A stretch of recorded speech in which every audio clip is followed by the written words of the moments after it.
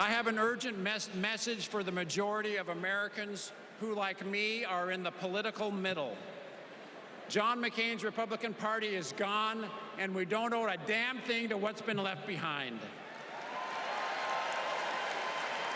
Welcome back to Square Off. That was Mesa's Republican Mayor John Giles speaking in prime time last week at the Democratic National Convention. John McCain's Republican Party is gone, he said. Almost 10 years into the party's Trump era, more and more Arizona Republicans are coming forward to say the same thing. Joining us are two members of Arizona Republicans for Harris, retired appeals court judge Daniel Barker and business owner Emily Benton Heaton. Welcome to Square Off. Thank you. Good to see you. I want to make one thing clear at the start because there's a few Republicans for Harris groups. It's a phenomenon of this era. Dan Barker, where does this group fit in? Are there connections? Is this some kind of organized agenda? Yeah, great question. There are distinct non-connections. We're an independent PAC. Our actual name is Arizona Republicans who believe in treating others with respect. Our goal is, like the Harris campaign, we want to see Harris elected, but we're prohibited from coordinating with the Harris campaign. Okay, and I just showed John Giles. Is Mayor Giles affiliated with your group or another group? No, he's affiliated with the campaign. He's the co-chair of Republicans for Harris through the campaign. We're an independent grassroots super PAC. Okay, and your big splash is coming up this week. It's going to happen. Billboards are going to be around the valley. Just describe that campaign. Yeah, this is something we've really worked hard for. 4 years ago, people got to see our signs, and I'm sure you'll show a clip of some, but this cycle, we decided to use billboards.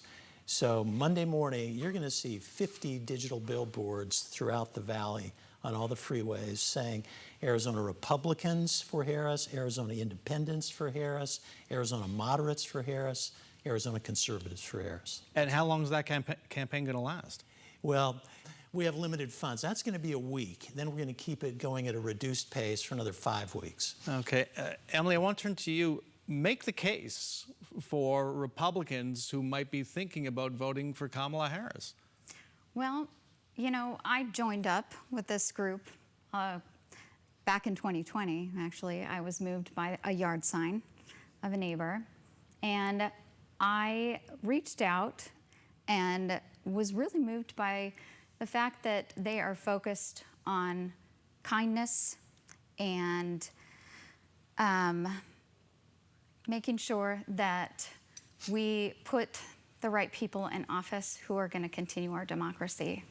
And Kamala Harris, I believe, fits all of those. So that was 2020.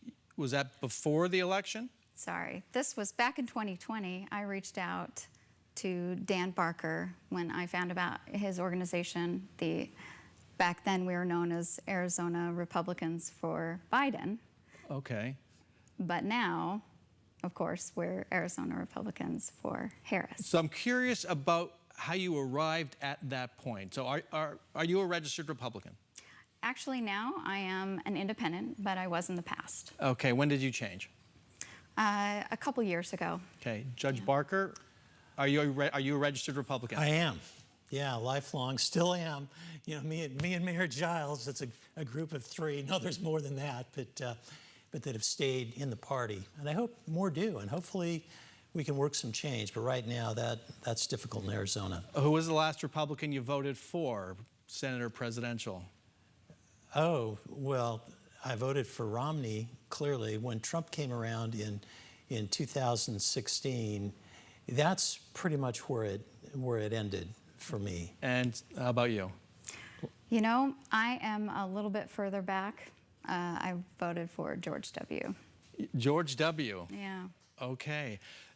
Do you, when you hear, or did you listen to Kamala Harris's acceptance speech? You've heard her speak in other venues.